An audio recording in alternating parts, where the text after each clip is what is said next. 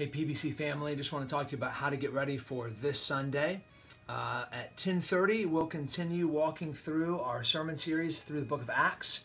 And this Sunday will be in Acts chapter 15, verses 1 through I think around 32. And this is a story that's happening after Paul and Barnabas finished their first missionary journey.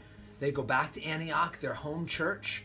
And while they're there, there's some Jewish individuals that come into the church and begun teaching them in the church, individuals in the church, that in order to be saved, the Gentile Christians need to be circumcised and they need to follow the law of Moses.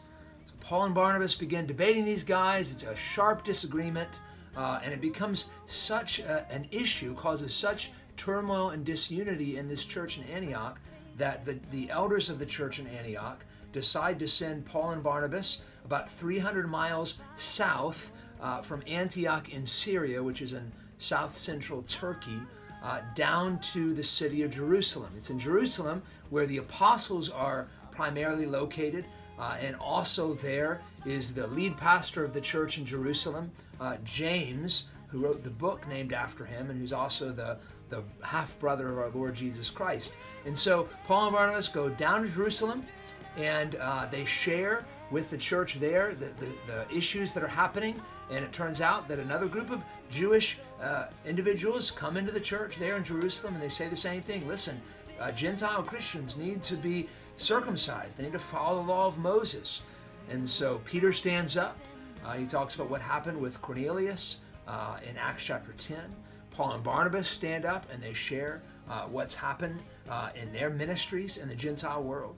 And then James, again, the lead pastor of the church in Jerusalem, most likely, he stands up and he offers a defense of salvation by grace alone. And this Sunday, what I want us to see is that salvation by grace alone is a foundational truth. So without this incredible, precious truth, Christianity ceases to exist. There is no gospel. There is no salvation. There is no Christianity without the doctrine of salvation by grace alone. So really powerful stuff. Can't wait to share it with you this Sunday. What I want to do is answer 3 basic questions about salvation by grace alone from Acts 15.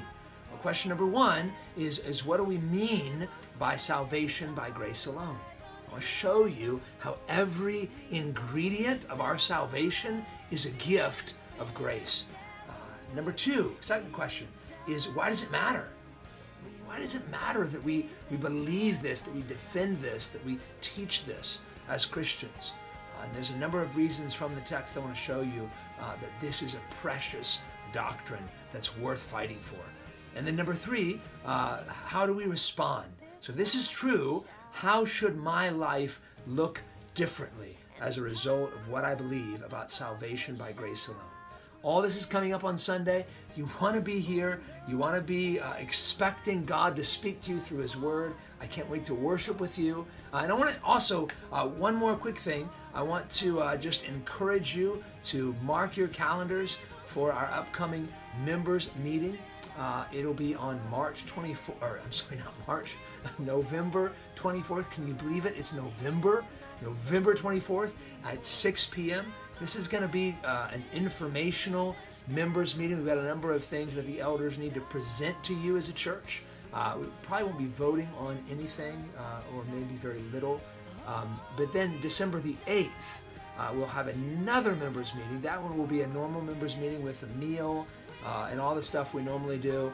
At that members meeting, we'll be voting on things like the budget for 2020, some deacons that we'll be presenting to you on the 24th, things like that. So there's a lot of really, really important stuff coming up during the November 24th members meeting. So please mark your calendars. Be there at 6 o'clock. We hope to be done in about an hour, but we want to get this information to you. So we want you to prioritize being there if you're able. All right, God bless. Hope you have a great weekend and can't wait to worship with you Sunday.